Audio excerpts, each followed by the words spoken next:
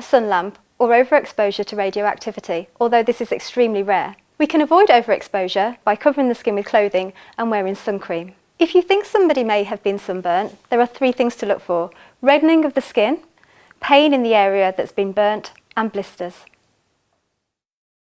Encourage them to take sips of cold water, cool the area down by sponging them with cool water, or soak the sore skin in a bath or a shower for no longer than 10 minutes. You can repeat this if it helps ease the pain. If the burn doesn't blister, then the sunburn is mild and you can treat with calamine lotion or after sun to soothe the sore skin. If there are blisters or other skin damage, then the burn is severe and they will need to see a doctor. You will also need to look out for symptoms of heat stroke and heat exhaustion, as these can be life-threatening. Remember, cover the skin, take sips of cold water, cool the skin. If there's no blistering, then use calamine lotion or after sun. If there is blistering, seek medical advice. And that's how we treat somebody who's suffering from sunburn.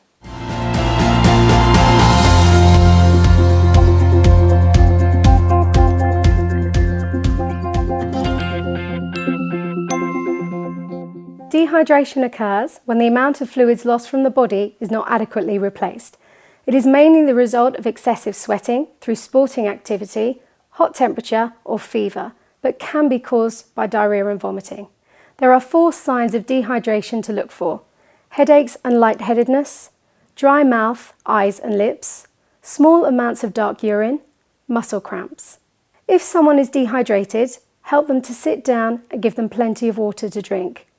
Giving them an oral rehydration solution to drink will help replace the salt and other minerals which they've lost.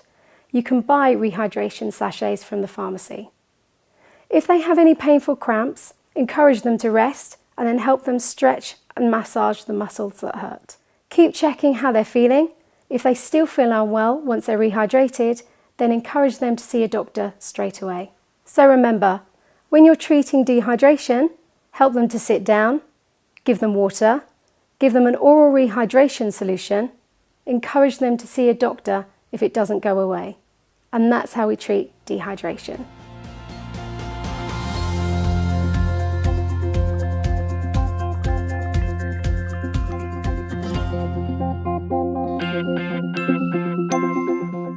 If after performing the primary survey, you find someone who is unresponsive and not breathing normally, call for help.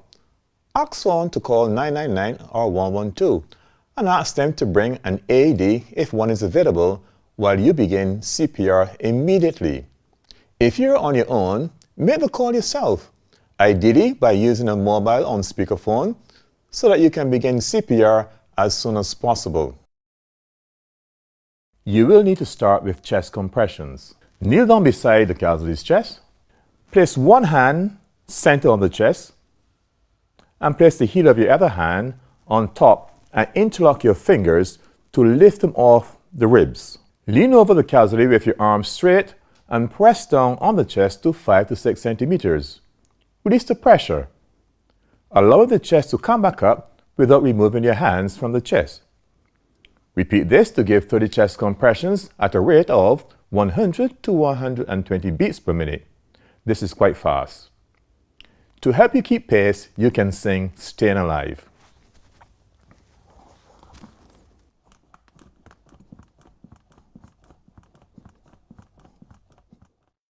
After 30 chest compressions, you need to give rescue breaths. If you have not been trained or unwilling or unable to give rescue breaths, continue with chest compressions only until help arrives or the casualty becomes responsive. To give rescue breaths, make sure the airway is open by tilting the head back with one hand on the forehead and 2 fingers under the chin. Pinch the soft part of the nose and allow their mouth to fall open. Take a deep breath and seal your mouth around theirs. Blow steadily into their mouth, giving a rescue breath in about 1 second. Their chest should rise. Remove your mouth from theirs and watch their chest fall. Give them 2 rescue breaths like this.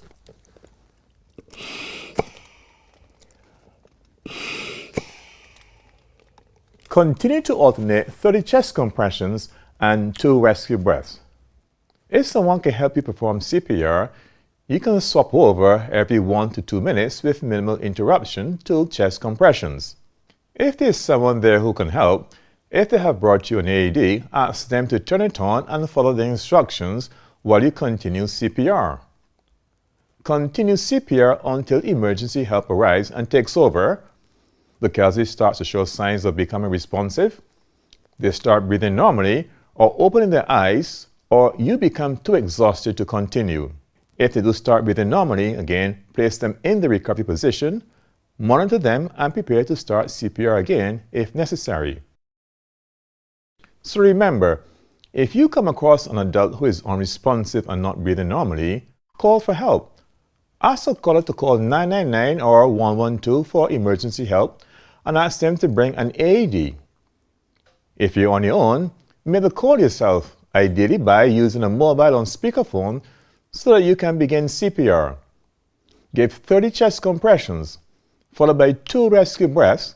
Continue giving 30 compressions and 2 rescue breaths until help arrives or they become responsive. If an AED is available, continue CPR while the instructions from the device are followed by your helper. And that's how we perform CPR. If this video has been helpful to you, help support St. John Ambulance by going to sja.org.uk if you found someone collapse. The initial assessment is called a primary survey. This is a quick, early assessment to establish how best to treat a casualty in order of priority. We can use the initials Dr. ABC or DRABC to remind us of the steps we need to follow. These initials stand for danger, response, airway, breathing, and circulation.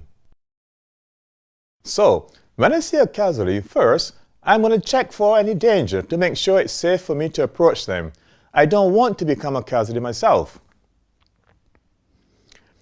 Then I'm going to see if I can get a response from the casualty. As you approach, introduce yourself. Ask them questions to try to get a response. If they're not alert and do not respond to your voice, kneel down beside them and gently shake their shoulders. Hello, Amy. It's Winston. Can you hear me? Open your eyes. Still no response? You can pinch their earlobe to see if they respond to pain. Depending on how the casualty responds to you, will establish a level of response. We use the AVPU scale, and each letter can represent the casualty's level of response. A. Alert. V. Response to voice. P. Response to pain. And U is the casualty unresponsive to stimuli. If there's still no response, they are unresponsive. We need to check the airway. Is the casualty alert and speaking to you? You know that there's no problem with the airway, it is clear. If the casualty is unresponsive, open the airway by putting one hand on the forehead and gently tilting the head back with 2 fingers under the chin. Now we need to check to see if they are breathing normally. We do this by placing our ear and cheek over their nose and mouth, looking down the body to see if the chest rises and falls. We do this for 10 seconds.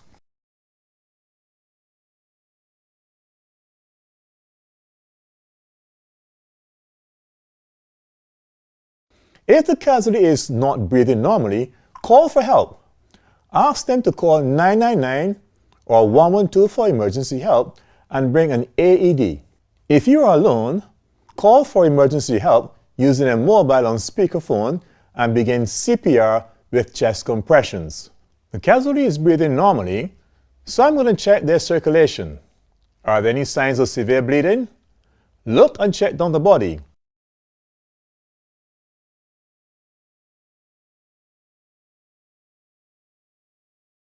If you find severe bleeding, try to control the bleeding to prevent life-threatening shock. Call 999 or 112 for emergency help before continuing to treat the casualty. You may also need to treat them for shock. I've established that my casualty is not bleeding. So remember, to do a primary survey, follow the order of Dr. ABC. Complete each step in that order as quickly as possible, dealing with any life-threatening conditions as you find them. Call for emergency help. Call 999 or 112. And that's how we perform a primary survey. If this video has been helpful to you, help support St. John Ambulance by going to sja.org.uk. If you ever find your baby is not responding to you, you will give them the best chance of survival if you know what to do. If you have found your baby unresponsive and not breathing normally, you will need to perform baby CPR. Call for help. Ask a helper to call 999 or 112 for emergency help. Use a mobile speakerphone if you're on your own so you can start CPR as soon as possible. If you're on your own and you don't have a speakerphone, you need to do CPR for a minute before you can call for help. Place them on a firm surface and open their airway. With one hand on the forehead, gently tilt their head back. With your fingertip, gently lift the chin to open the airway.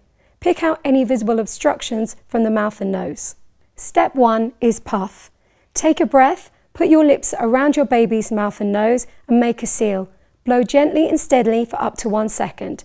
The chest should rise. Remove your mouth and watch the chest fall. That's one rescue breath or puff. Do this 5 times.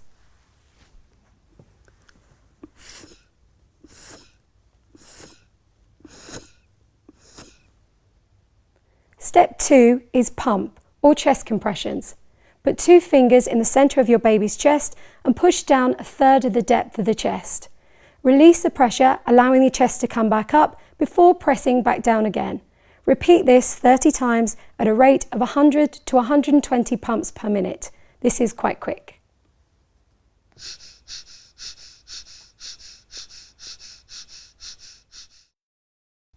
After 30 chest pumps, open the airway and give a further 2 puffs. Continue to alternate between 30 chest pumps and 2 puffs.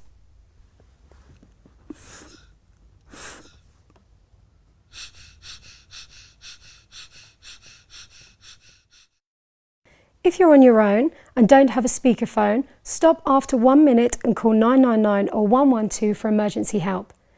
If a mobile phone is not available and you have to move to get to a telephone, take the baby with you. Keep repeating 30 pumps, then 2 puffs until help arrives or they become responsive. So remember, if your baby is unresponsive and not breathing, call for help. Ask a helper to call 999 or 112 for emergency help. If you're on your own, use a speakerphone and start CPR as soon as possible. If you don't have a speakerphone, do CPR for a minute before calling for emergency help. Give 5 initial puffs covering both the nose and mouth, then 30 chest pumps with 2 fingers to the centre of the chest. Continue CPR with 30 pumps and 2 puffs until help arrives. And that's how you do baby CPR. Thanks for watching. Help support St John Ambulance. Donate today.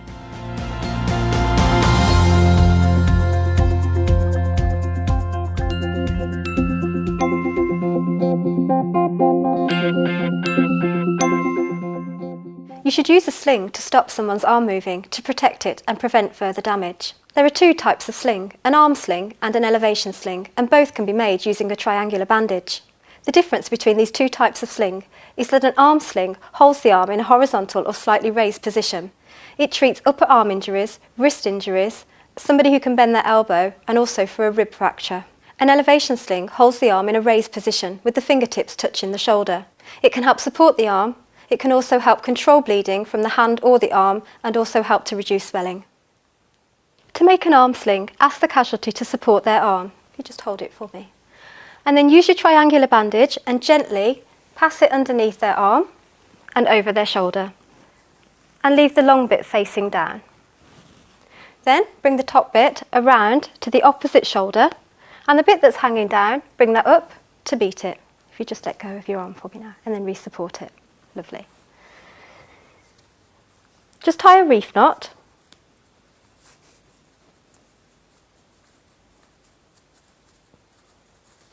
And then tuck the corners underneath.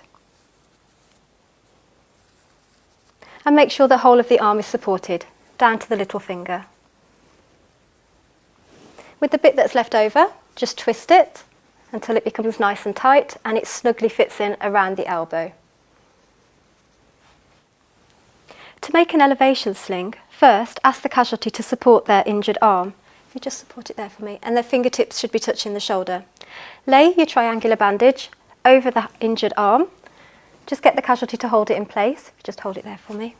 Come underneath the arm, around the back, and then tie using a reef knot.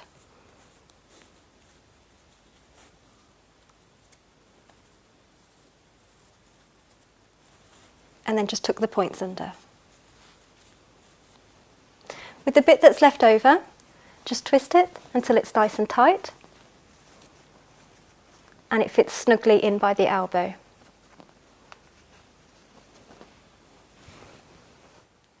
To check circulation, you need to squeeze the fingernail for 5 seconds.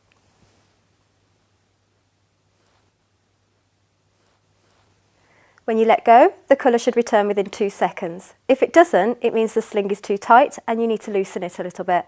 Keep checking the circulation every 10 minutes. So remember, there are 2 types of sling. You need to know which one to use for each condition and how to apply them.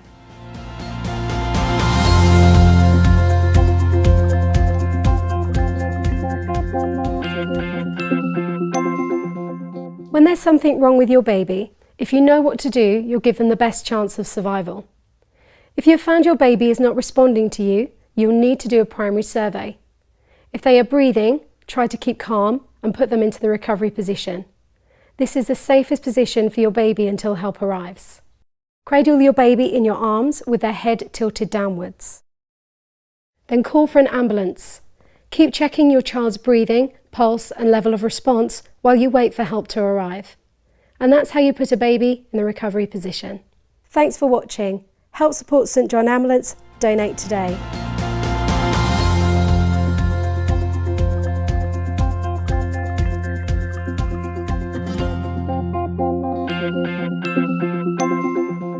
Shock happens when the important organs in the body, such as the heart and brain, don't get enough blood or oxygen. Your baby can suffer from shock if they've lost a lot of bodily fluids. This could be from diarrhoea, vomiting, burns or dehydration. Your baby may also suffer shock if they have had a severe allergic reaction, a severe infection, or if they are bleeding heavily. If your baby is in shock, you might see some of these signs. They may look pale and unwell. Their skin may be cold and clammy. Their breathing may be fast and shallow. They may not be feeding or urinating.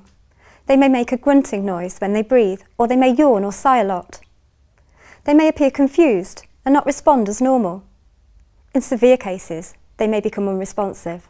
If you think your baby is in shock, call 999 or 112 for an ambulance.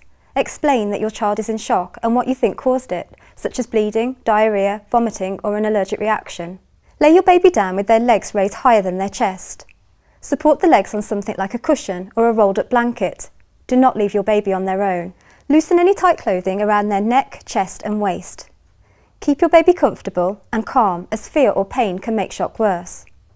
Keep checking your baby's breathing and pulse and whether they can respond to you. If they become unresponsive at any point, open their airway, check their breathing and prepare to do CPR if necessary.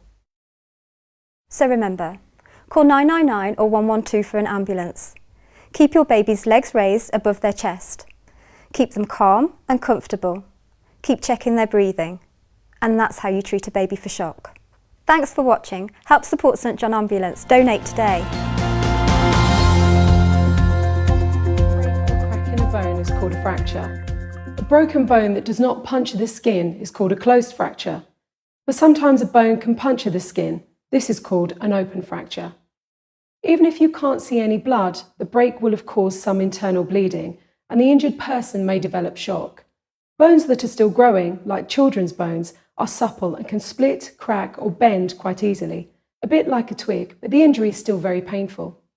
If you think someone has a fracture, you may see swelling and bruising. They may have difficulty moving and have movement in an unnatural direction. The limb may look shorter, twisted or bent. There may be a grating noise or feeling if the limb is moved, have loss of strength or see signs of shock. If you think you've broken a bone, support the injured part to stop it from moving.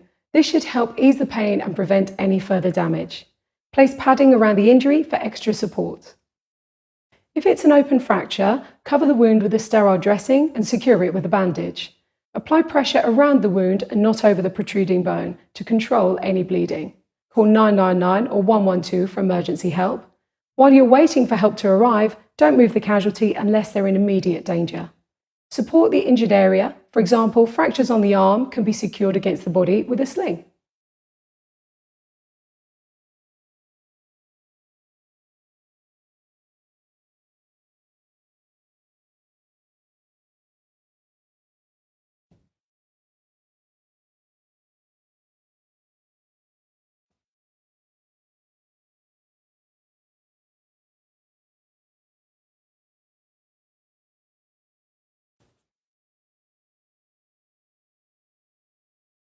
A fracture to the leg can be secured to the uninjured leg with a triangular bandage.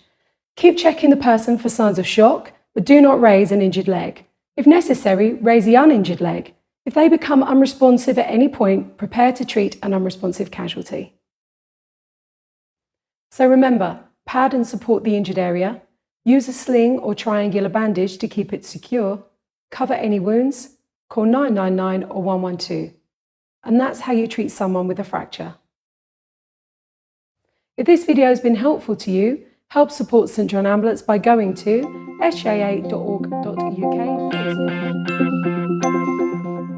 In an asthma attack, the muscles of the air passages in the lungs go into spasm. This makes the area narrower, making it difficult to breathe. This can be triggered by an allergy, a cold, or smoke. At other times, someone may have a sudden attack with no obvious trigger. If you think someone is having an asthma attack, there are 5 things you may see. They may have difficulty breathing or speaking. They may be wheezing. They may be coughing a lot. They may be distressed, anxious. They may have a grey-blue tinge to their lips, the earlobes, or the nail beds. People with asthma usually know how to deal with their own attacks by using their reliever inhaler, usually with a blue cap at the first sign of the attack. But if they don't, or if the attack is severe, you may need to help. When treating someone having an asthma attack, keep calm. Reassure them and advise them to use their reliever inhaler straight away. Advise them to use a spacer if they have one. Amy, use a spacer with the inhaler. Yes.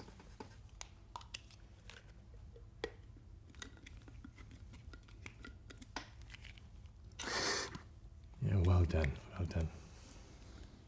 Ask them to breathe slowly and deeply to help control their breathing. Sit them down in a comfortable position. If it doesn't get any better within a few minutes, it may be a severe attack.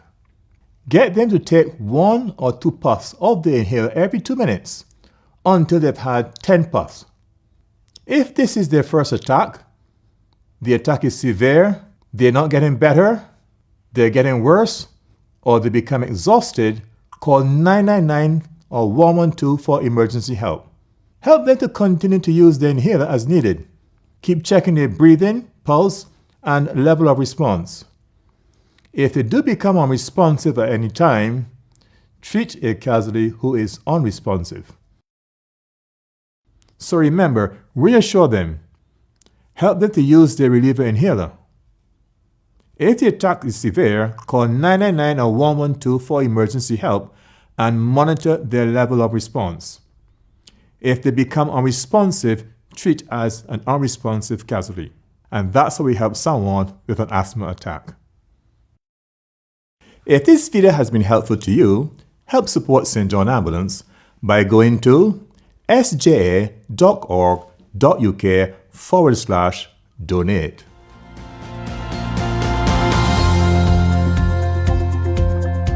Eye injuries vary from something very minor, such as getting shampoo in your eye, to something quite serious, such as a cut, which could cause permanent loss of vision.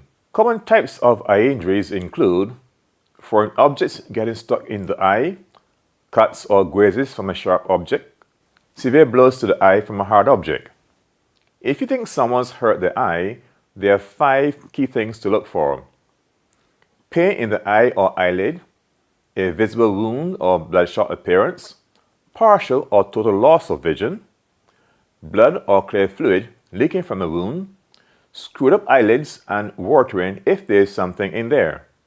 If someone has an eye injury, tell them not to rub the eyes as this can make it worse.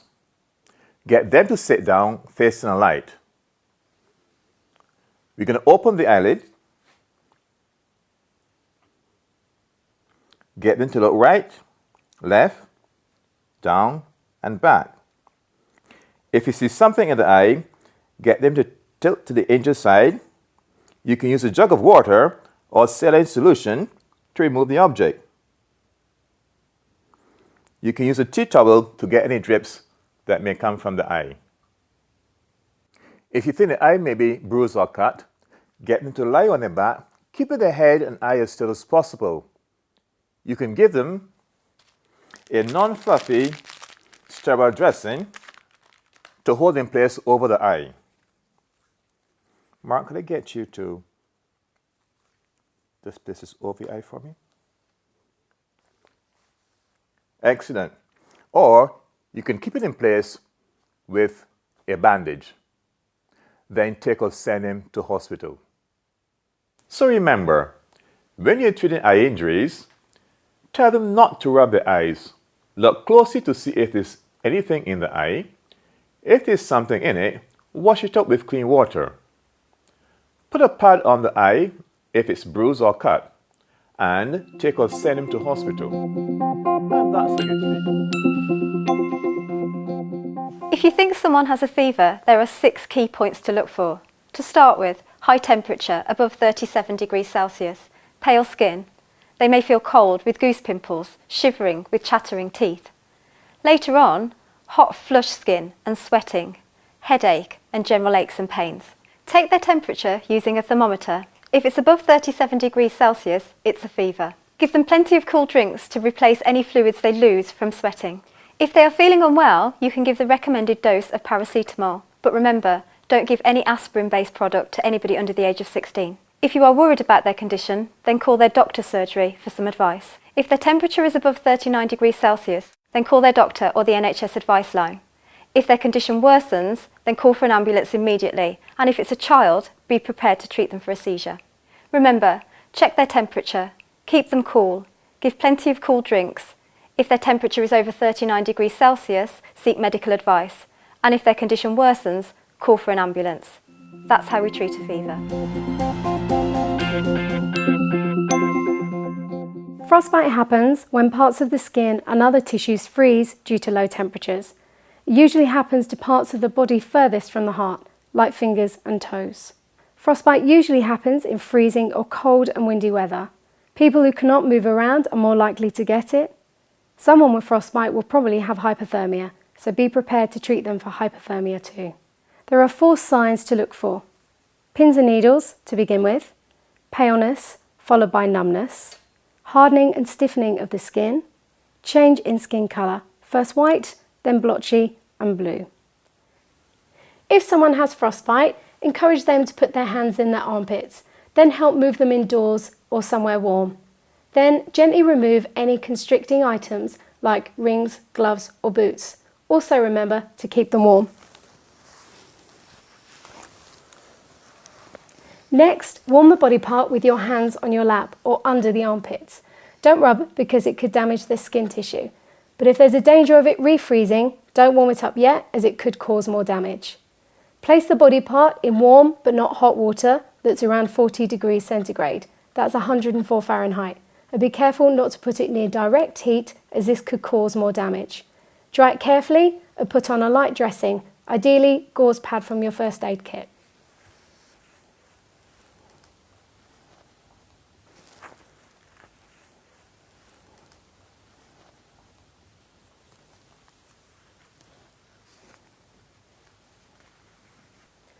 Once you've done that, help them to raise their limb to reduce swelling. You could use a cushion or sling. You can give them some painkillers for the pain, then take or send them to hospital, but make sure their affected limb is raised.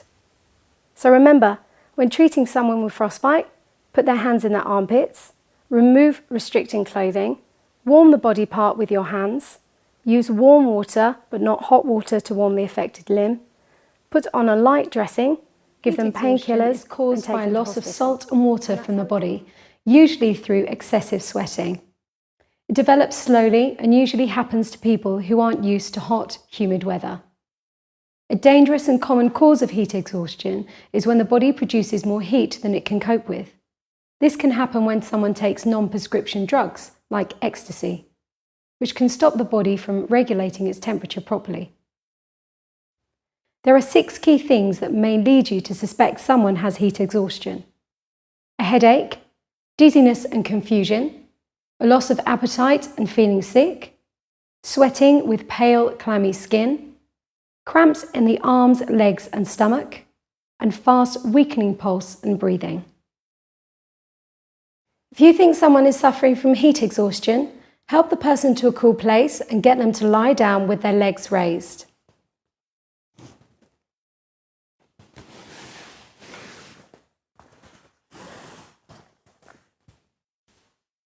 Give them lots of water to drink, and you can also give them an isotonic drink to help replace the salt in the fluid that they have lost through sweating.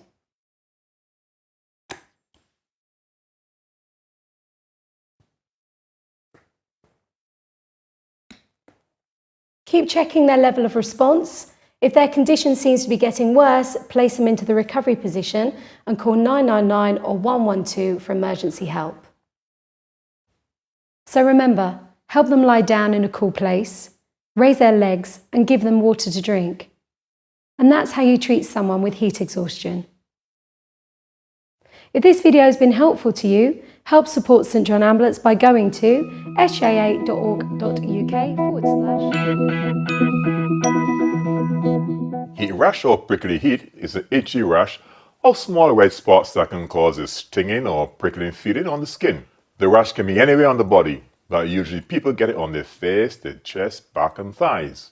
It is caused by sweat glands becoming blocked, so people usually get the rash if they're sweating more than usual. Heat rash isn't serious. It will usually go away after a few days, so it doesn't normally need medical attention. There are 4 signs of heat rash to look for: itching, a rash of tiny red spots, mild swelling, and a prickling or burning feeling.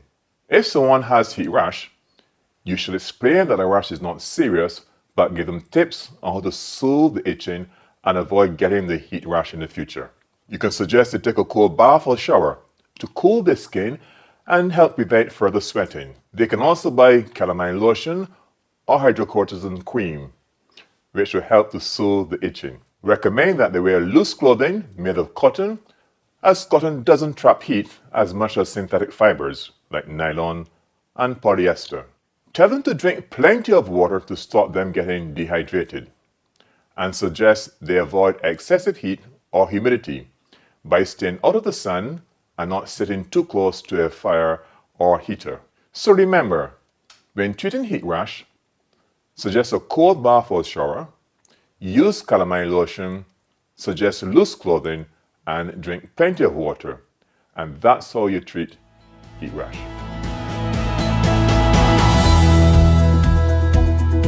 It's caused by the failure of the thermostat in the brain, which regulates the body's temperature. If someone has a high fever or has been in the heat for a long period of time, the body can become dangerously overheated. Heat stroke can develop from someone who is already suffering from heat exhaustion. Heat stroke can develop quickly with little warning, and the casualty could become unresponsive within a few minutes. Our priority is to try and cool them down as quickly as possible and get them to hospital, as this can be life-threatening.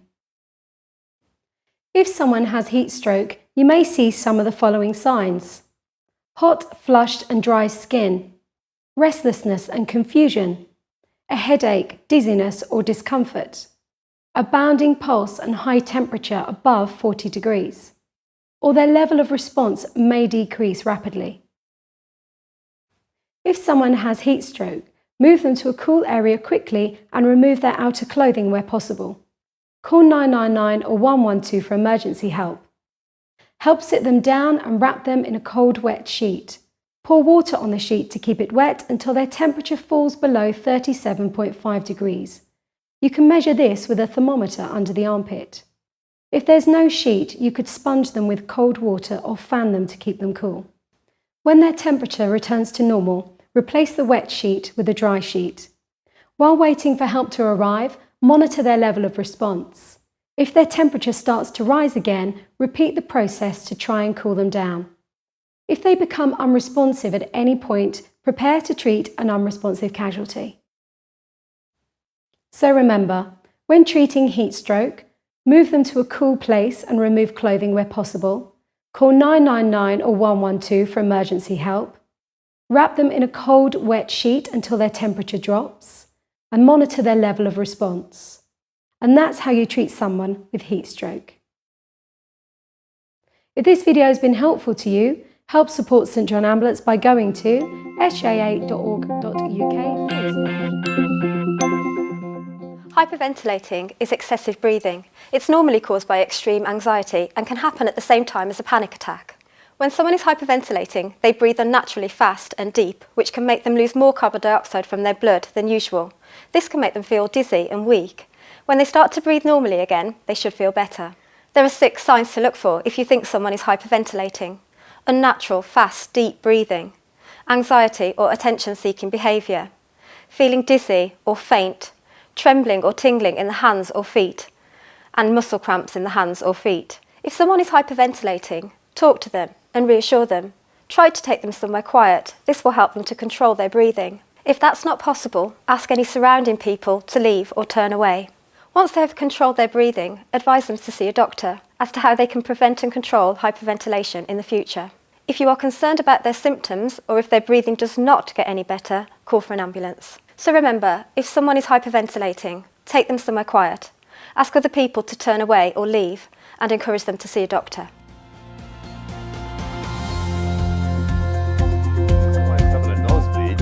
Your priority is to control the bleed and keep the airway open. Help them to sit down, never lie down, and keep the nose above the heart to help to control the bleeding. Get them to lean forward, never backwards. This ensures that the blood drains out through the nose rather than the back of the throat, which may block the airway. Ask the casualty to breathe through their mouth and pinch the soft part of the nose. You can give them a pad to catch any blood that may drain out. After 10 minutes, release the pressure, reassess. If the bleeding has not stopped, apply the pressure for a further 10 minutes. If the bleeding is severe, or if you have not managed to control the bleeding after 30 minutes, it is time to call for an ambulance. So remember, get them to sit down leaning forward. Pinch the soft part of the nose. And if necessary, call for an ambulance. And that's how you treat a nosebleed.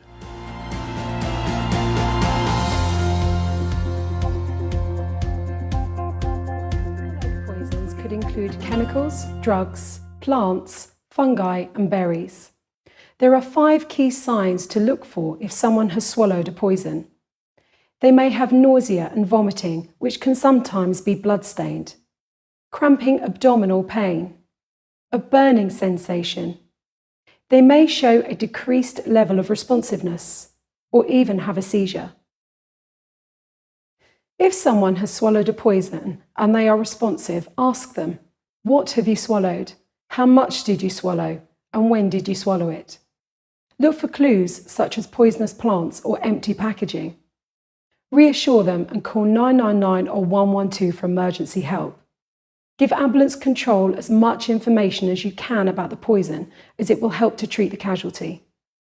While waiting for help, monitor their level of response and keep reassuring them. If the poison they've swallowed has burnt their lips or airway, give them sips of water or milk. If they should vomit, try to keep a sample in a bag or container to give to the ambulance personnel. It may help them to identify the poison. Do not try to make them vomit. If they become unresponsive at any time, be prepared to treat an unresponsive casualty. So remember, when treating someone who has swallowed a poison, ask them what they have swallowed, how much, and at what time. Look for any clues. Call 999 or 112 for emergency help. While waiting for help, reassure the casualty and monitor their level of response. And that's how you can help someone who has swallowed a poison. If this video has been helpful to you, help support St John Ambulance by going to sja.org.uk. It can be traumatic and distressing. If someone's bleeding isn't controlled quickly, they may develop a life-threatening condition called shock, and they may become unresponsive. Bleeding from the mouth or nose may affect their breathing, so try to ensure that the airway is kept clear.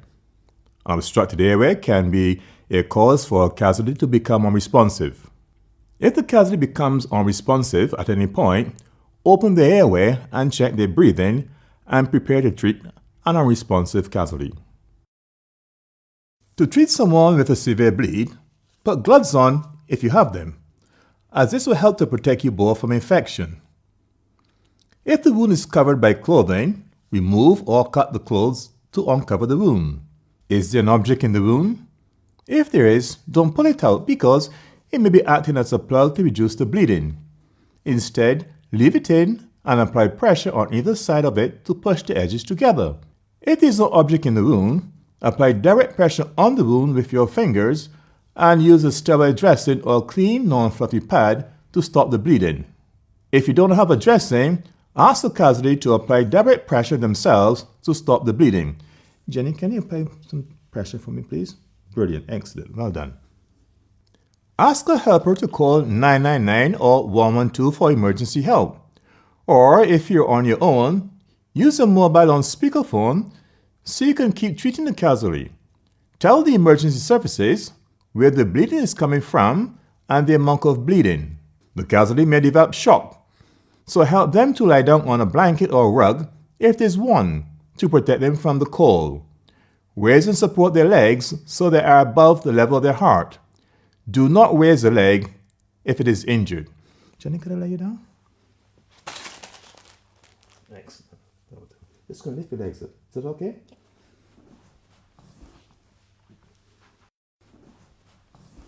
Secure the dressing with a bandage that is firm enough to maintain the pressure but doesn't cut off the circulation. So just going to apply this dressing to the feet. Okay. Want to take your hand away? Well done. Okay.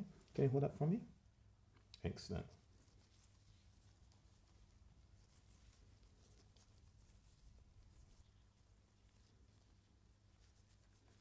Okay, can I have this? Okay. Check the circulation by pressing a nail bed or skin beyond the bandage for 5 seconds. Release the pressure. And if the color does not return within 2 seconds, the bandage is too tight. If blood shows through the dressing, don't remove it. Just apply a second bandage on top.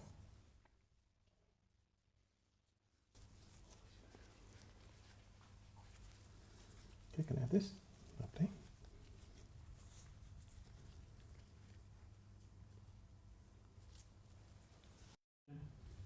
Yeah, excellent. If blood shows through both dressings, remove them and apply a fresh bandage, ensuring there is direct pressure applied at the point of bleeding. Support the injured part with a sling or bandage, but check circulation every 10 minutes. Keep monitoring the casualty's level of response while waiting for help to arrive. So remember, when treating severe bleeding, wear gloves if available. Remove or cut away any clothing from around the wound. Check for objects in the wound, but don't remove them. Apply pressure on either side of the wound. If there is no object in the wound, use a dressing or pad and apply direct pressure to the wound. Call 999 or 112 for emergency help. Secure the dressing with a bandage. Treat the casualty for shock. Support the injured area. Keep checking their level of response while waiting for help. And that's how we treat someone with a severe bleed. If this video has been helpful to you, help support St. John Ambulance by going to sja.org.uk. Shock is a serious life-threatening condition that happens when vital organs in the body are not getting enough blood flow, and this can lead to failure of these organs and the heart. Shock can be caused by anything that reduces the circulation or blood flow, such as severe bleeding, which you may be able to see, or it may be hidden and internal. If the heart is unable to pump blood around the body after problems like a heart attack, severe heart disease, or heart failure. Loss of bodily fluid following severe vomiting, diarrhea, or severe burns. After a severe allergic reaction or severe infection. And following a spinal cord injury. These conditions may all lead to life-threatening shock. When someone is in shock, they may have a fast pulse, pale, cold or clammy skin, sweating, fast, shallow breathing, grey-blue skin, especially inside the lips, weakness and dizziness, nausea and possible vomiting, thirst.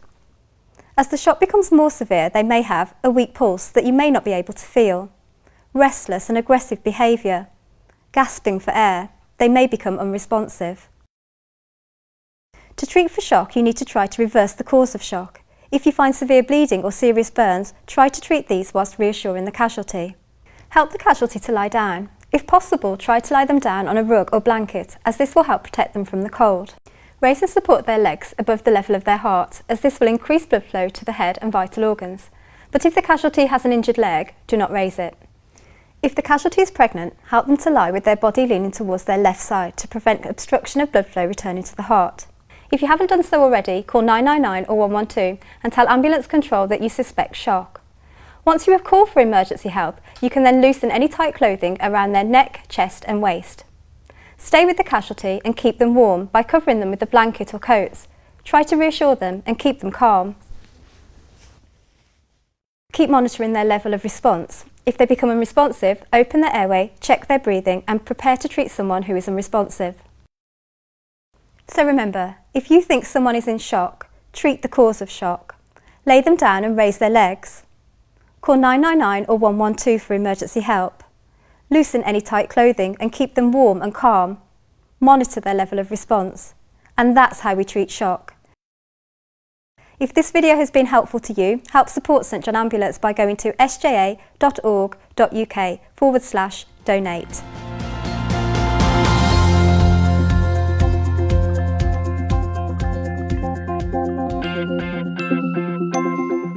An AED is a life-saving device that can give your heart an electric shock when it has stopped in a cardiac arrest. AED is short for Automated External Defibrillator. An AED can be used on adults and children over 1 year old. Using an AED in crucial minutes before an ambulance arrives can increase someone's chance of survival. Anyone can use an AED. You don't need to be worried about getting it wrong or causing harm because the machine analyzes the casualty's heart's rhythm and then gives visual or voice prompts to guide you through each step. If someone is unresponsive and not breathing normally, ask someone to call 999 or 112 for emergency help. Ask them to bring an AED if one is available. If you're alone, make the emergency call yourself on a mobile phone or speakerphone and start CPR with chest compressions. Do not leave the casualty to look for an AED. Keep doing CPR until someone brings an AED. As soon as the AED arrives, ask for it to be switched on while CPR is continued. It will immediately start to give you a series of visual and verbal prompts informing you of what needs to be done. If someone is with you, ask them to follow the instructions until emergency help arrives.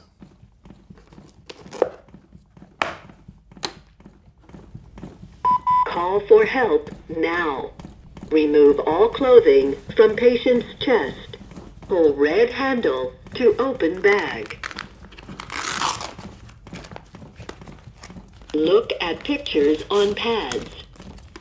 Peel one pad off blue plastic.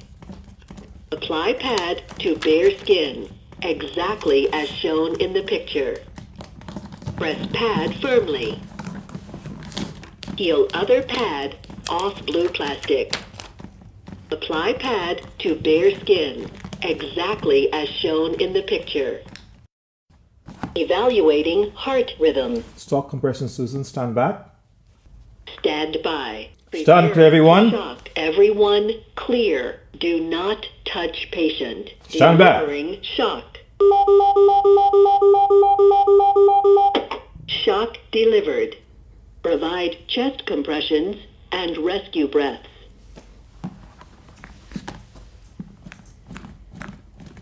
The AED would instruct you to continue CPR for 2 minutes before it reanalyzes.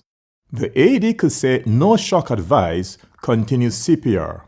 If the casualty shows signs of becoming responsive, place them in the recovery position. Leave the AED attached. Continue to follow the voice and/or visual prompts that the machine gives you until help arrives. So remember, when using an AED, call 999 or 112 for emergency help. Continue giving CPR when the AED arrives and keeps going while the pads are applied, if possible. Ensure that the pads are placed on the chest after clothing has been cleared or cut away. Ask for the AED to be switched on and follow the instructions. Ask people to stand back when the AED is analyzing and when any shocks are being delivered. And that's how you use an AED. If this video has been helpful to you, help support St. John Ambulance by going to sja.org.uk. In an emergency situation, you may need to act quickly, so it's important that you're familiar with your first aid kit to know what to use for different injuries. All workplaces, leisure centres, homes and cars should have a first aid kit. Plasters for small cuts and grazes. A wound dressing is a sterile pad attached to a bandage. They're for larger cuts to apply pressure and stop the bleeding. They're easy and quick to apply in an emergency. Roller bandages are long, thin bandages rolled up. They're used to hold dressings in place, to apply pressure and stop bleeding. You can also use them to hold ice packs in place to reduce the swelling. A triangular bandage is a large triangular-shaped piece of cloth. It can be used as a bandage. Also, it can be used as a dressing if it's sterile, to cover a large wound or burn.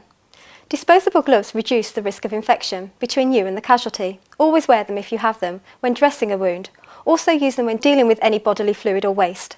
Face shields or pocket masks can be used to reduce infection when giving rescue breaths. Alcohol-free cleansing wipes are used to clean the skin around the wound. Gauze swabs can be used as dressings, padding or swabs to clean around the wound. Sticky or adhesive tape is used to hold dressings in place or to secure the loose ends of bandages. Scissors are used to cut somebody's clothing so that you can get to the wound. They can also be used to cut sticky tape to the required length. Some other common items that might be useful are cling film or clean plastic bags for dressing burns and scalds. Use alcohol gel to clean your hands if you don't have any water. A blanket, survival bag, torch and whistle are useful for helping people outdoors. A warning triangle and a high visibility jacket are useful in the car for dealing with road accidents. So remember, make sure you have a first aid kit and make sure you know how to use it. Out of its usual position. Injuries of this type include a pulled elbow. This can happen if an arm is pulled with too much force, when pulling your baby up by the hands or pulling an arm through a sleeve while dressing. If your baby has a dislocated joint, you might see some of these signs. They may have pain in the area. They may not be able to move the joint as usual. The area might be bruised or swollen or look misshapen. If you think your baby has a dislocated joint, try to keep them still. Don't try to put the dislocated bone back into its socket, as this can cause further injury. Steady and support the limb and use padding to keep the injury supported. Call 999 or 112 for emergency help, or take the baby to see a doctor or nurse or to hospital. Treat them for shock if necessary. While you wait for the ambulance, check your baby's breathing, pulse and whether they can respond to you. So remember, keep your baby still. Don't try to put the joint back into the right place. Pad and support the injury. Call 999 or 112. Keep checking pulse and breathing while waiting for the ambulance.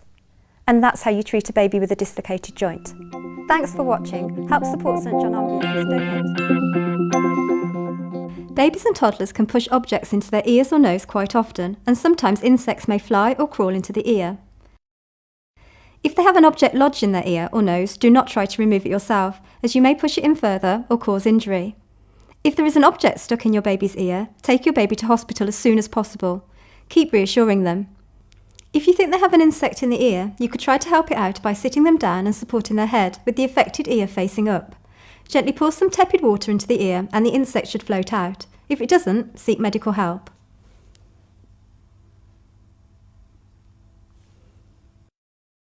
If there is an object stuck in the nose, try to keep calm. If possible, get them to breathe through their mouth and stop them from poking their nose. Take them to hospital so that the object can be safely removed. So remember, if your baby has something stuck in their ear or nose, don't try to remove the object yourself. Take them to hospital as soon as possible and help them to stay calm. If the object is stuck in their nose, encourage them to breathe through their mouth and don't let them poke their nose. If they have an insect in the ear, you could use warm water to try and flood it out. And that's how you treat a baby with an object in their ear or nose. Thanks for watching. Help support St John Ambulance. Donate today.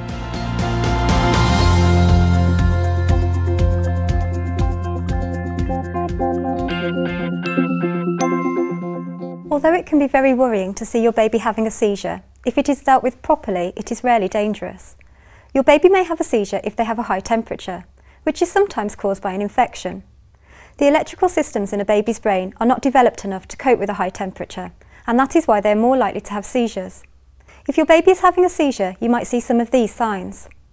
They may shake vigorously, arching their back and clenching their fists. They may have signs of fever, such as hot, flushed skin or sweating. Their face may twitch, and their eyes may be squinting or fixed or upturned. They may hold their breath and dribble with a red, puffy face and neck. They may vomit. They may wet themselves or soil themselves. They may not respond to you as usual. If you think your baby is having a seizure, you need to protect them from hurting themselves. Don't hold them down or restrain them, and don't try to move them. Just clear away any dangerous objects and put pillows or soft padding around them. When the seizure has stopped, take off any clothing that isn't needed, but take care they don't get cold. Put your baby into the recovery position and call 999 or 112 for an ambulance. Reassure your baby and keep them calm. While you wait for the ambulance, check your baby's breathing, pulse, and whether they can respond to you. So remember, don't move or restrain your baby. Remove dangerous objects nearby and protect your baby with soft padding. Take off excess clothing and place your baby in the recovery position. Call 999 or 112. Keep your baby calm and keep checking their pulse and breathing while waiting for the ambulance. And that's how we treat a baby who's having a seizure. Thanks for watching. Help support St John Ambulance. Donate today.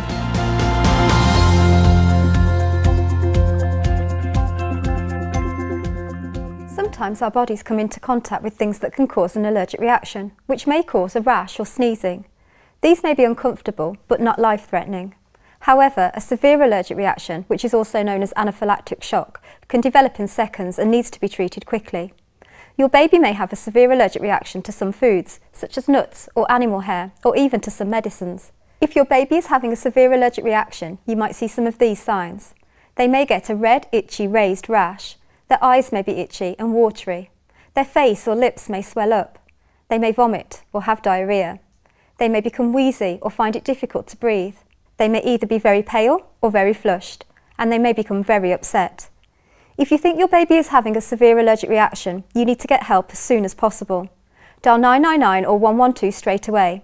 Tell them that you think your baby is having a severe allergic reaction and what might have caused it. Sit your baby on your lap and lean them forward slightly to help their breathing while you're waiting for help. If you already know what your baby is allergic to and your doctor has prescribed medication to treat an allergic reaction, like an EpiPen, give them the medication in the usual way, like your doctor has told you. If you think they are in shock, lie them down and raise their legs.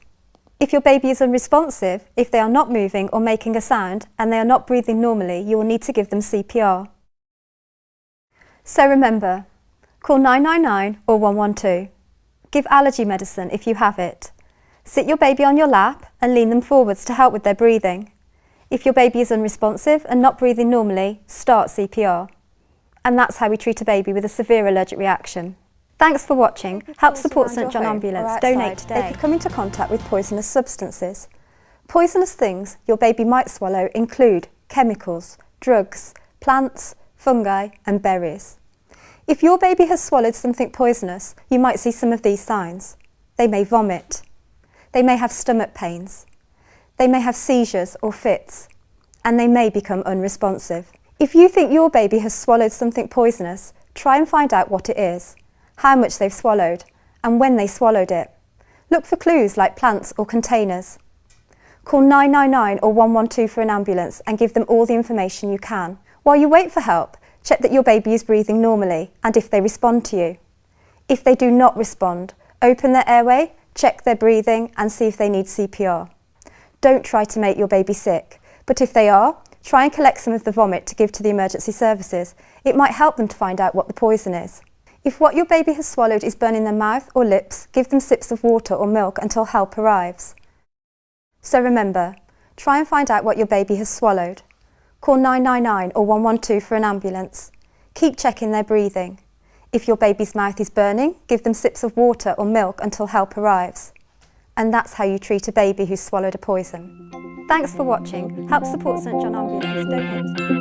Donate. Angina is a type of chest pain that someone gets when their arteries carrying blood to the heart muscle becomes narrowed. This restricts the blood supply to the heart and causes pain. This is called an angina attack. Angina attacks are usually brought on by physical exertion, stress, or excitement.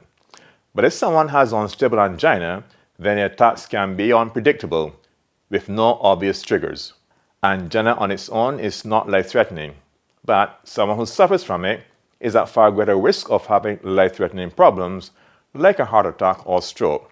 If they rest and take their own medication, the pain should only last a few minutes. If the pain lasts longer, then start treating them for a heart attack. If you think someone might be having an angina attack, there are 4 key signs to look for. Pain in the chest, which may spread to the jaw and arms, shortness of breath, sudden and extreme tiredness, and feelings of anxiety. If someone is having an angina attack, advise them to stop what they're doing and get them to rest in a comfortable position. If they have medication, they should take it. If the pain lasts for more than 5 minutes, they can take a second dose. If they are still in pain after 15 minutes, then you should call for an ambulance. If they don't have any angina medications and the pain doesn't go away with rest, then call for an ambulance immediately. If the pain goes away completely within 15 minutes after rest or medication, they should usually be able to go back to what they were doing before the attack, if it's not too strenuous. If they're worried about the attack, they should seek medical advice. So, remember when someone is having an angina attack, help them to sit down and rest. Help them to take their medication if they have some and call an ambulance if they don't. If it doesn't get any better within 5 minutes, take a second dose. If it doesn't get any better after another 5 minutes, call for an ambulance. That your casualty is unresponsive but breathing normally, they should be placed into the recovery position to help maintain the airway. To do this, kneel next to them on the floor. Remove their glasses and any bulky objects in their pockets, but do not search their pockets for small items. Make sure both of the casualty's legs are straight. Then take the arm nearest to you and place it at a right angle to their body with their palm facing upwards, like so. Take the other arm and bring it across their chest and place the back of their hand against their cheek nearest to you and hold it there. With your other hand, lift their far knee up until their foot is flat on the floor.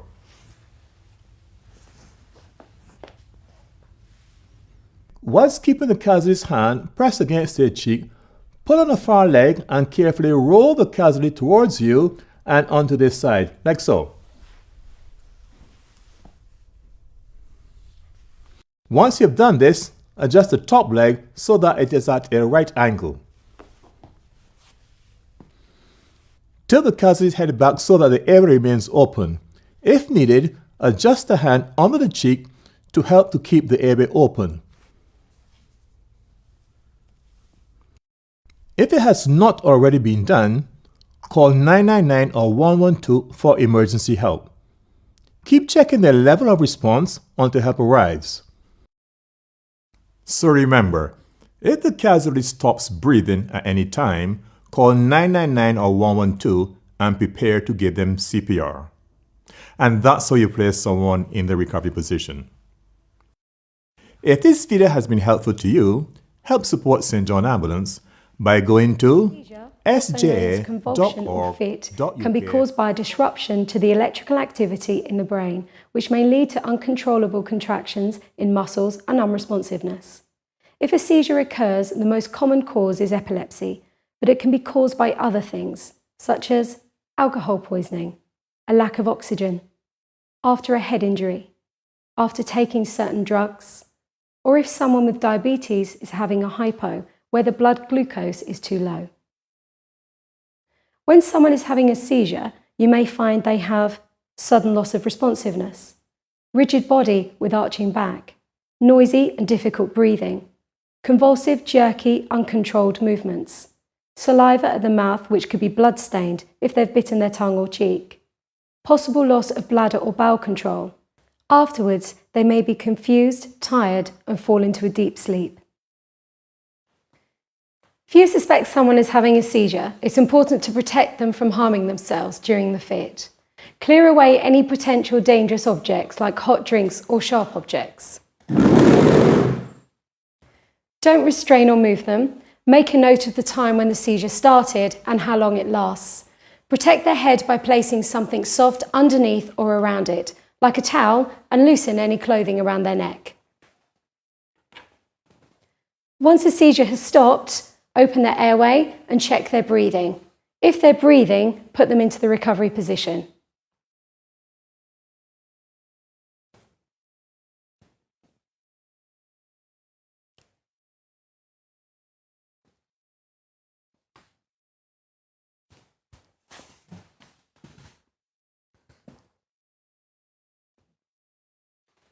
If they stop breathing at any point, prepare to treat someone who is unresponsive and not breathing, monitoring their level of response.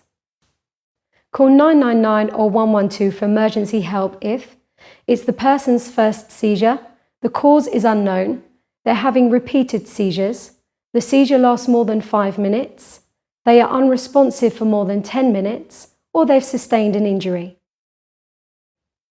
So remember, protect, but don't restrain them. Call 999 or 112.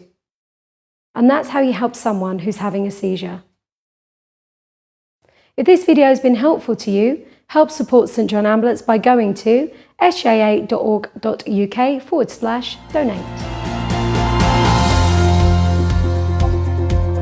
When the blood supply to the brain is disrupted and starves the brain of oxygen. Strokes are most commonly caused by a clot that blocks the flow of blood to a part of the brain, although some strokes can be caused by a ruptured blood vessel that causes bleeding into the brain. Call 999 or 112 for emergency help immediately if you think someone has had a stroke. If you suspect someone is having a stroke, you can use the FAST guide to identify the key signs. F stands for facial weakness. Look at their mouth or eye. They may be droopy and can't smile evenly. A. Arm weakness. Ask them to raise both their arms. They may only be able to raise one. Can you raise both arms for me, please? S. Speech problems. They're unable to speak clearly or might not be able to understand what you're saying to them. Ask them a question such as, "What is your name?" Can they respond appropriately? Can you tell me your name, please? T. It's time to call 999 or 112 for emergency help and tell them you suspect a stroke after using the FAST guide. While waiting for help to arrive, keep them comfortable, supported, and reassure them. Do not give them anything to eat or drink because it may be hard for them to swallow. Keep monitoring their level of response until help arrives. If they become unresponsive, prepare to treat for an unresponsive casualty. So remember, to help someone who has had a stroke, use FAST. Facial weakness, arm weakness, and speech problems means it's time to call 999 or 112 for emergency help. And that's how you help someone who's having a stroke. If this video has been helpful to you, help support St John Ambulance by going to sja.org.uk/donate.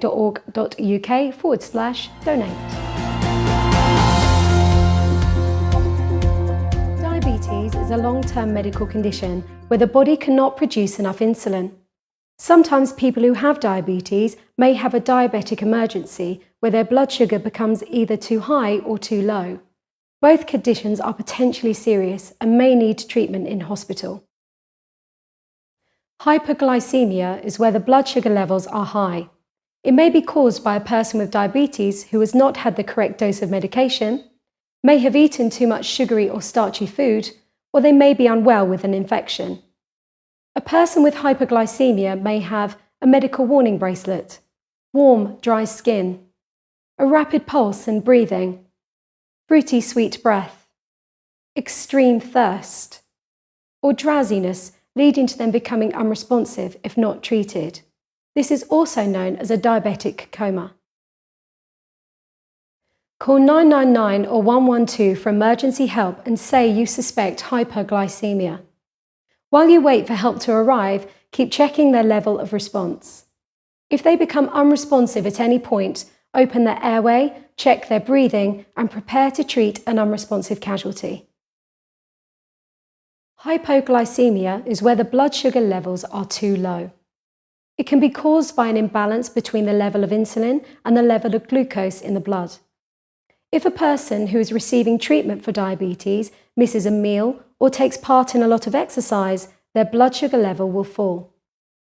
On rare occasions, low blood sugar levels can occur after binge drinking and after having a seizure or epileptic fit.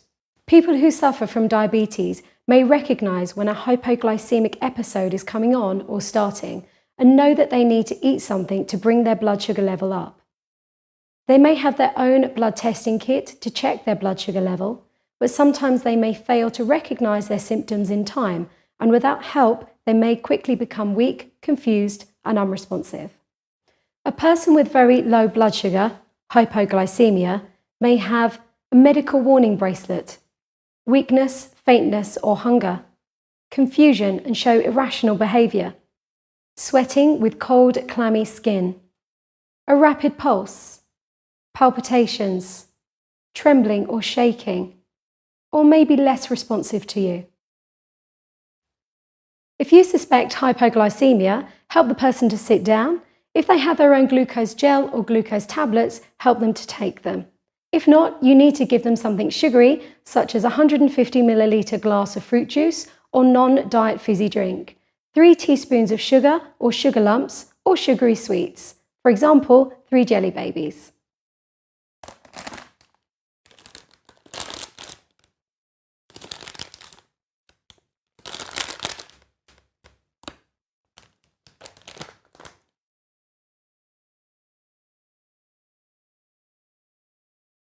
If they improve quickly, give them more of the sugary food or drink and let them rest.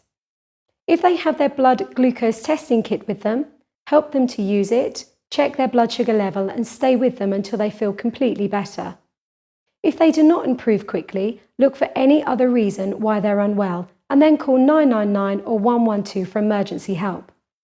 Do not give them anything to eat or drink as they may choke. While waiting, keep checking their level of response. If they become unresponsive, open their airway, check their breathing, and prepare to treat an unresponsive casualty.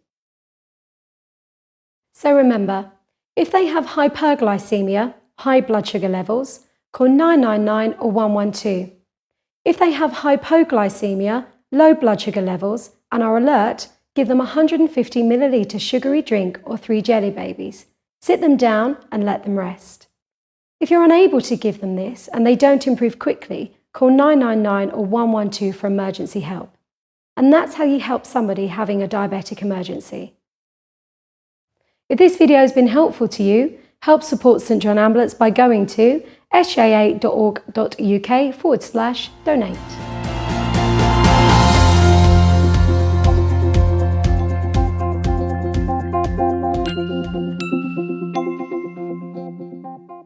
If someone has meningitis, they won't usually show all the signs and symptoms at the same time. The key points to look for are flu-like symptoms with a temperature, cold hands and feet, joint and limb pain, and blotchy or very pale skin. As the infection develops, there may be a severe headache, neck stiffness, drowsiness, vomiting, their eyes may become sensitive to light, and in a baby, there may be high-pitched moaning, a whimpering cry, floppiness, or a tense, bulging soft spot to the top of their head. If anybody shows the signs or symptoms of meningitis, like shielding their eyes from the light, then call for an ambulance immediately and treat the fever. Check to see if they have a rash. Most rashes will fade when you press the spots under the side of a glass. If the spots don't fade, call for an ambulance immediately.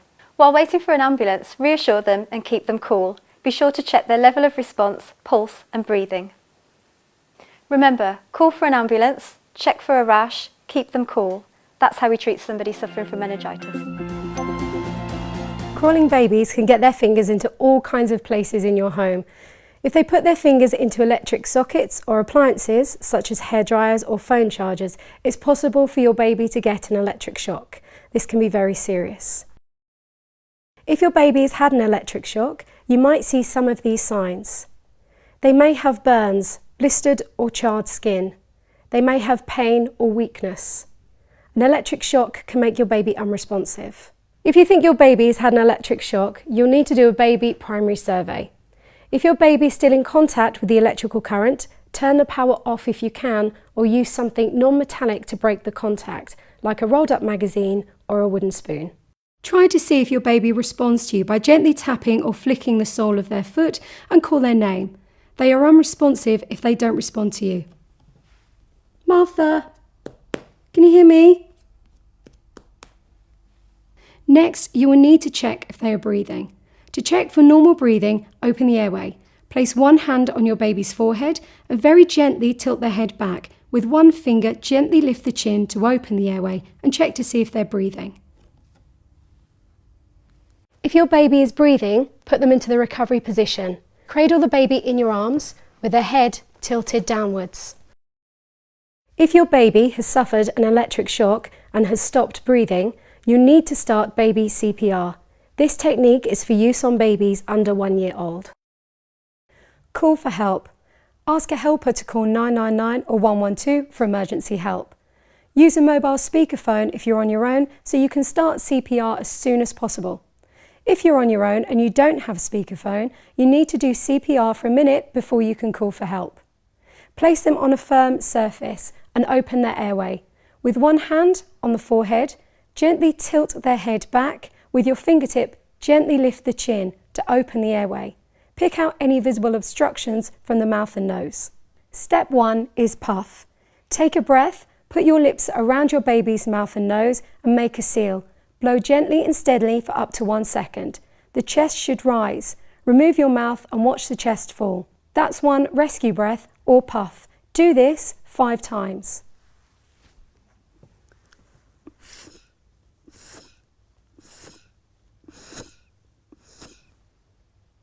Step 2 is pump or chest compressions. Put 2 fingers in the centre of your baby's chest and push down 1/3 of the depth of the chest. Release the pressure, allowing the chest to come back up before pressing back down again. Repeat this 30 times at a rate of 100 to 120 pumps per minute. This is quite quick.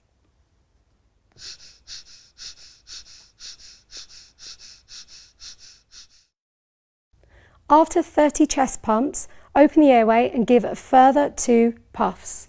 Continue to alternate between 30 chest pumps and 2 puffs.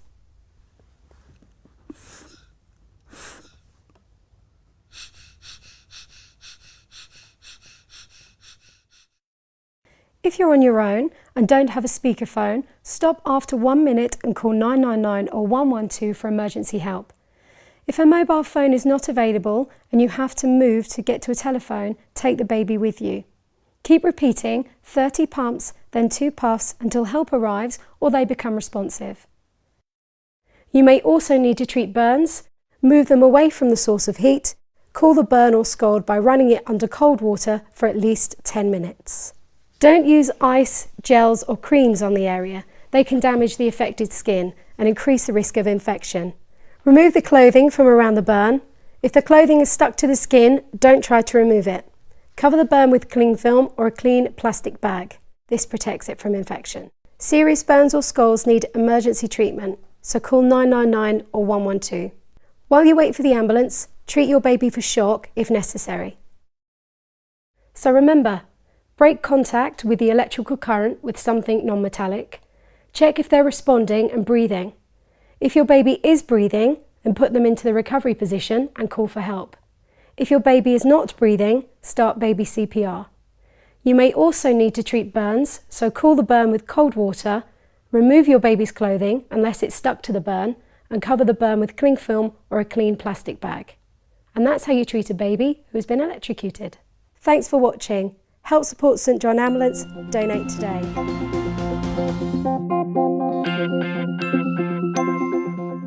As your baby crawls or toddles around exploring the world, they may come into contact with something that can burn or scald them. A burn is usually caused by dry heat, like a flame or a fire, a hot iron or sunburn. A scald is caused by wet heat, like steam or a hot cup of tea. If your baby has a burn or scald, you might see some of these signs. They may cry or have pain in the area. They may have a reddened, swollen patch of skin. They may have blisters, or they may have peeling skin. If you think your baby has a burn or scald, move them away from the source of heat. Cool the burn or scald by running it under cold water for at least 10 minutes. Don't use ice, gels or creams on the area. They can damage the affected skin and increase the risk of infection. Remove the clothing from around the burn. If the clothing is stuck to the skin, don't try to remove it. Cover the burn with cling film or a clean plastic bag. Get rid of the first few centimetres. Place a single sheet over the burn and scrunch the edges, but don't wrap it around the limb. This protects it from infection. Always seek medical advice if your baby has a burn or scald. If the burn or scald is on the baby's face, hands or feet, or if the injured area is larger than the size of the baby's hand, or if it is a deep burn, then it's a serious burn or scald. Serious burns or scalds need emergency treatment, so call 999 or 112. While you wait for the ambulance, treat your baby for shock if necessary. So remember, move them away from the heat, cool the burn with water for at least 10 minutes, protect the burn with cling film, call 999 or 112 for an ambulance. And that's how you treat a baby with a burn or scald. Baby starts to Thanks crawl, for watching. They can bump Help their head support on St John furniture Ambulance. or other objects, and falls are common. Most of the time the injury will be minor and they might not even cry, but sometimes a bump to the head can be more serious. If your baby has had a minor head injury, they may have a bump or bruise to the head and a wound, but they are still able to respond normally. If you think your baby has a minor head injury, sit them on your lap and hold something cold against the injury to help the swelling, like an ice pack or a frozen bag of vegetables wrapped in a tea towel. Do this for a maximum of 10 minutes. While you do this, try and assess their level of response. Are their eyes open? Are they alert? Can they respond to you if you talk to them? If they only respond to voice, they're drowsy. Do they only respond if you flick the bottom of their foot? Do they only respond to pain? Are they unresponsive to any of the above? If you are worried because they're not alert or because the injury is serious, then call 999 or 112 for emergency help. If they have any wounds, treat them by applying direct pressure to the wound and keep checking their level of response. If they've had a serious knock to the head, they may have a serious head injury and show some of these signs. They may be drowsy, they may have a headache, they may be dizzy, they may vomit, they may suffer a seizure or fit, there may be fluid coming from their ears or nose, and they may be unresponsive.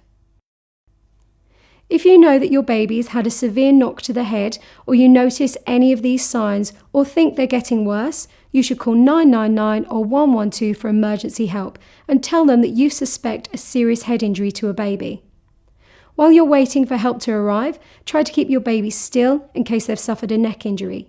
Check your baby's breathing and prepare to start CPR if they stop breathing.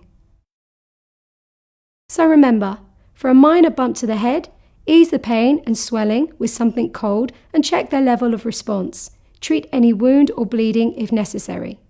If you're worried or think it's a serious head injury, call 999 or 112 and keep checking your baby's breathing. Prepare to start CPR if necessary.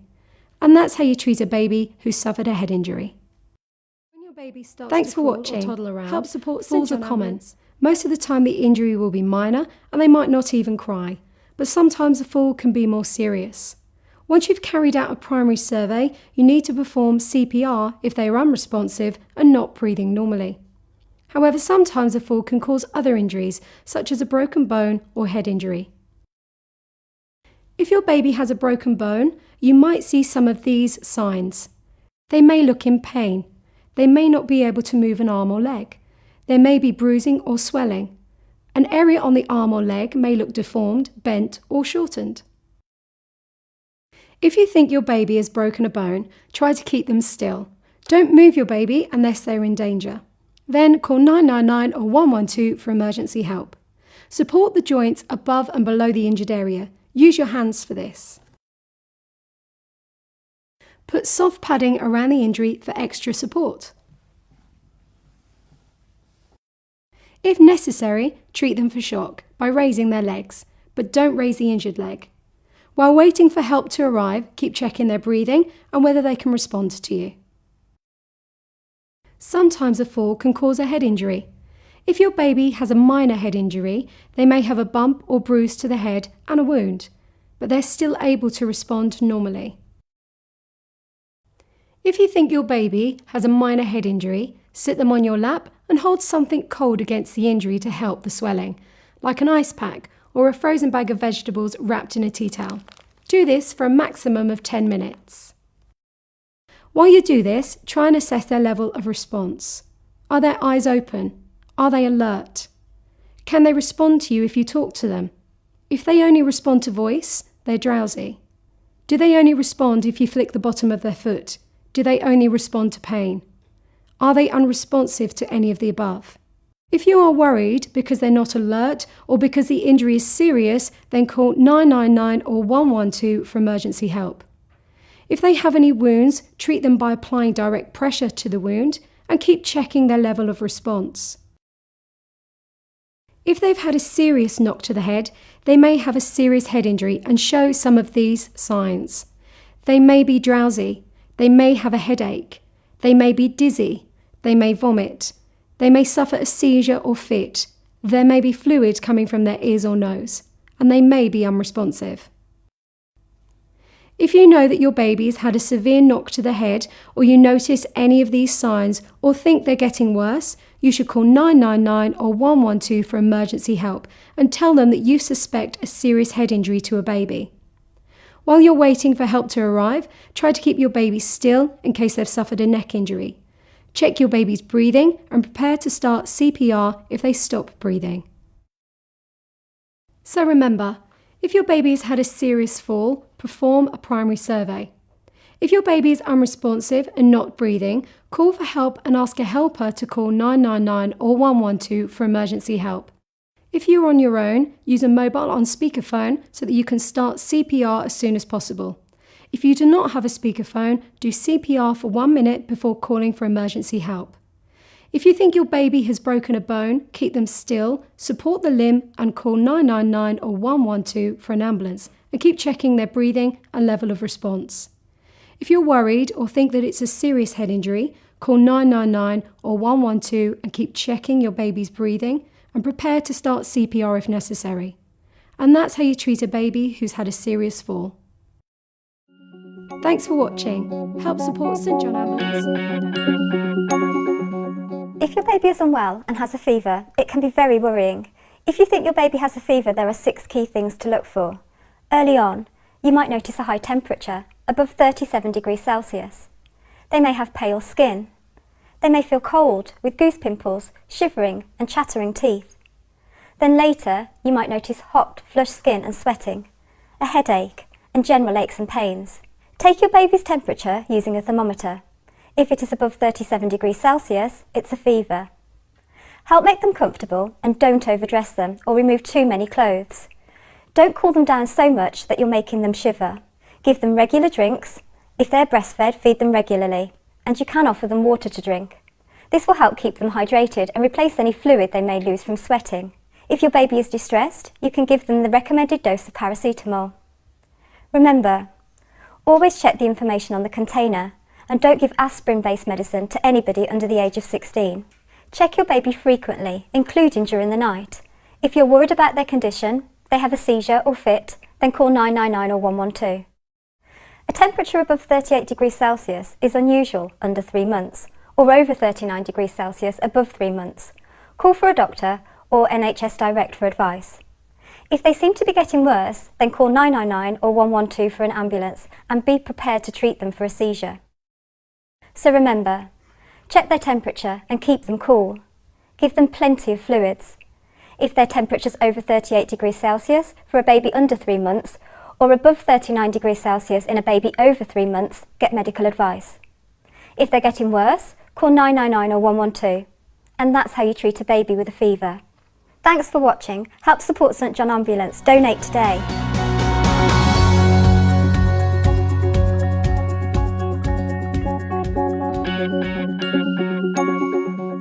As you start weaning your baby, small items of food may get lodged in their throat and they may choke. They can also choke on small toys or household items. If a baby under 1 year old is choking, you'll notice that they'll be unable to cry, cough, or breathe. What we're going to do now is administer some back blows. So first of all, you need to lay your baby face down along your thigh, making sure you support their head and their neck. Next, we're going to administer those directly between the shoulder blades using the heel of your hand. Give up to 5 sharp back blows, making sure after each one, whatever it is, hasn't come out. If the back blows don't work, we now need to move on to giving some chest thrusts. So we need to turn them over so they're lying face up, again making sure that their head and their neck are supported. Put 2 fingers in line with the armpit in the centre of the chest, and pushing down sharply, administer up to 5 chest thrusts.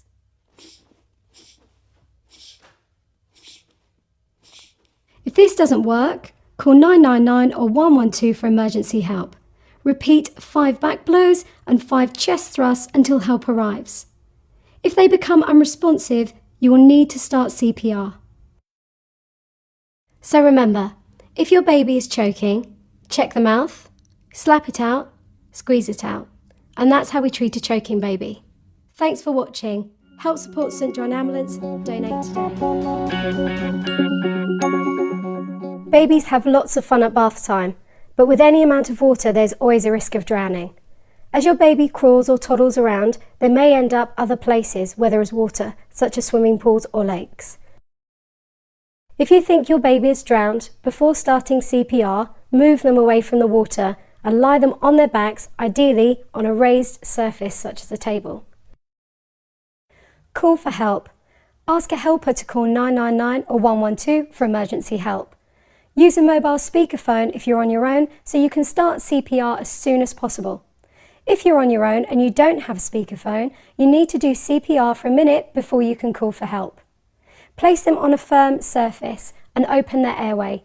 With one hand on the forehead, gently tilt their head back. With your fingertip, gently lift the chin to open the airway.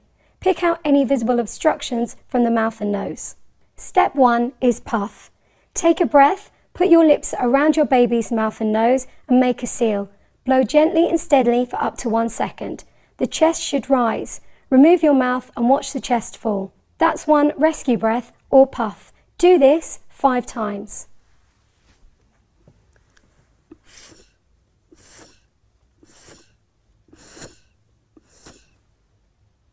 Step 2 is pump or chest compressions. Put 2 fingers in the centre of your baby's chest and push down 1/3 of the depth of the chest.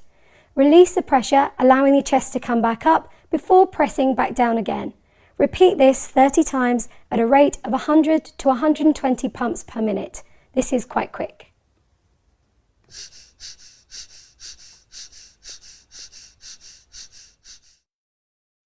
After 30 chest pumps, open the airway and give a further 2 puffs.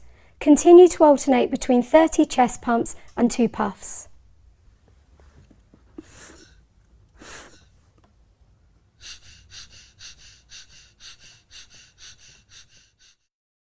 If you're on your own and don't have a speakerphone, stop after 1 minute and call 999 or 112 for emergency help.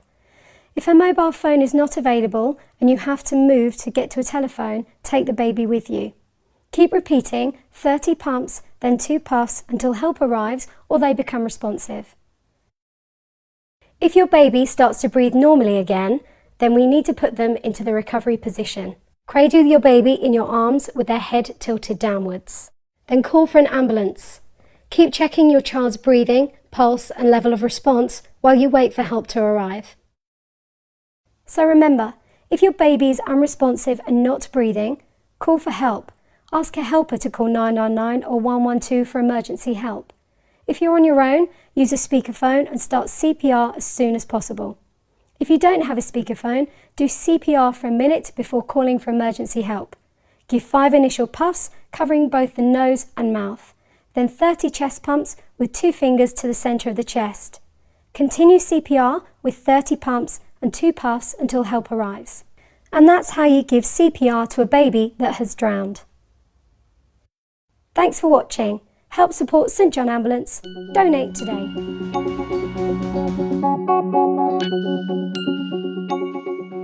Cuts and grazes are common injuries that can usually be treated at home. A cut is a full break to the skin, whereas a graze is just the top layers of skin being scraped off. Normally, all you need to do is clean and dry the cut, apply some pressure and raise the injury. This should help prevent infection and stop bleeding. The wound should heal by itself within a few days. When treating a cut, always wear gloves if you have them, and first ask the casualty to apply some pressure to the wound using a piece of gauze. Just put some pressure on there, and then raise the injury. Next, you need to clean the wound.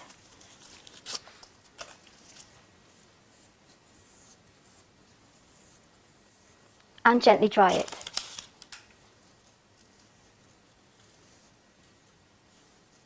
And finally, apply a sterile dressing.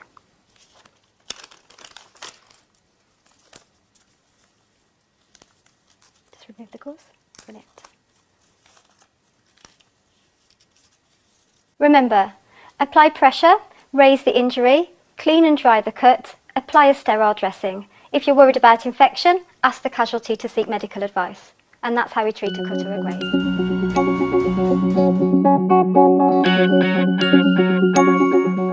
Parents often worry about their baby getting meningitis, and it can be very serious. Meningitis is a serious infection which affects the membranes that surround the brain and the spinal cord. Anyone can get meningitis, but babies and children under 5 are most at risk. Meningitis can be very serious and the baby may deteriorate very quickly. If you suspect meningitis, you must seek medical help urgently, as prompt treatment is vital. Therefore, it's important to recognise the symptoms. Your baby will be very unwell with a flu-like illness and high temperature. They may have blotchy or pale skin. Their hands and feet may feel cold to touch. They may have joint and limb pain. As the infection develops, they may have a severe headache, neck stiffness, vomiting, drowsiness. Their eyes may become sensitive to the light. They may have high-pitched moaning or grunting. They may be very floppy, and they may have a tense or bulging soft spot called the fontanelle on the top of their skull. Later, you may see a distinctive rash of red or purple spots that doesn't fade when pressed. But meningitis can still be the cause of severe illness even if they do not develop a rash. It is unlikely for all of the symptoms to show at the same time, but if your baby is very unwell, do not wait for all of them to appear. If you are worried, seek medical advice straight away. If they have a fever, you should treat it. Keep monitoring your baby, check them for signs of a distinctive red or purple rash which does not fade when pressed. If you see a rash, perform the glass test. Press the side of a glass against the rash. Most rashes should normally fade. If the rash does not fade, you should call 999 or 112 for emergency help straight away, as this is a sign of a later stage of meningitis. While you're waiting for help to arrive, keep your baby cool and reassure them. Keep checking their breathing, pulse, and whether they respond to you. So remember, if you suspect meningitis or notice any worrying signs, seek urgent medical advice. If they have a fever, treat it by keeping your baby cool and comfortable. Check the baby for a rash and call 999 or 112 if you are worried. Keep checking their breathing and level of response. And that's how you treat a baby who you think may have meningitis. Thanks for watching. Help support St John Ambulance. Donate today. Spinal injury.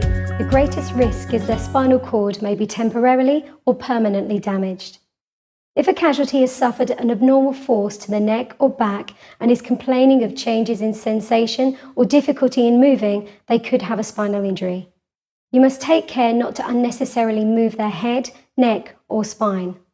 Some of the following incidents could indicate a possible spinal injury. They could have fallen from a height, such as from a ladder, fallen awkwardly when doing gymnastics, from diving into a shallow pool and hitting the bottom, a collapsed rugby scrum, fallen awkwardly from a horse or motorbike. They could have experienced sudden deacceleration in a car, had an injury to the head or face, or had a heavy object fall across their back. If you suspect someone has a spinal injury, there are several key things to look for. They may have pain in their neck or back where the injury occurred, have bruising and tenderness in the skin over the spine, an irregular twist in the normal curve of the spine, have breathing difficulties, loss of bladder and or bowel control. They may lose control of their limbs, may lose sensation or have abnormal sensations such as tingling or burning, or their limbs feel stiff, heavy or clumsy. If you think they have a spinal injury, reassure the casualty and advise them not to move. Call 999 or 112 for emergency help. You should then kneel or lie behind the casualty's head. Rest your elbows on the ground or on your knees to help keep your arms steady. Hold each side of their head with your fingers spread so their ears are not covered and they can still hear you. Support their head in this position so the head, neck and spine are aligned. While you support their head, ask a helper to place rolled up blankets, towels or clothes on either side of the casualty's head. Make sure you continue to hold this position until emergency help arrives.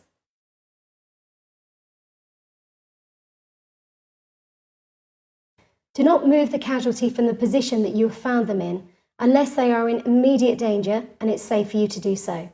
Monitor their level of response until help arrives. If they become unresponsive at any point, prepare to treat an unresponsive casualty.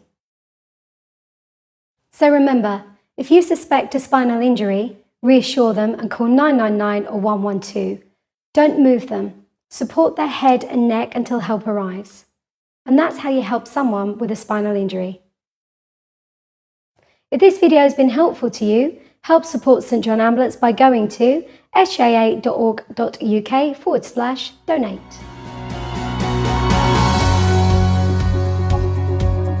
A seizure, also known as a convulsion or fit, can be caused by raised body temperature linked to throat, ear or other infections. It can occur because the brain is not mature enough to deal with the body's high temperature. When a child is having a seizure, you may find they have loss of or impaired response, vigorous shaking with clenched fists and an arched back, signs of a fever with hot, flushed skin and sweating, breath holding and red, puffy face, possible vomiting, or a loss of bowel or bladder control. If you think your child is having a seizure, place pillows or soft padding around the child so they don't injure themselves on surrounding objects. Do not restrain them. If they have a raised body temperature, try and cool the child by removing any bedding and clothing, although you may have to wait until the seizure stops to do this. Ensure there is fresh air, but make sure the child doesn't get too cold. When the seizure has stopped, open the airway and check their breathing. If they are breathing, put the child in the recovery position. Call 999 or 112 for emergency help. While you wait for help, reassure the child and monitor their level of response. So remember, place padding around the child and don't restrain them. Try and cool them down. When the seizure has stopped, open their airway and check their breathing. If they are breathing, put them in the recovery position.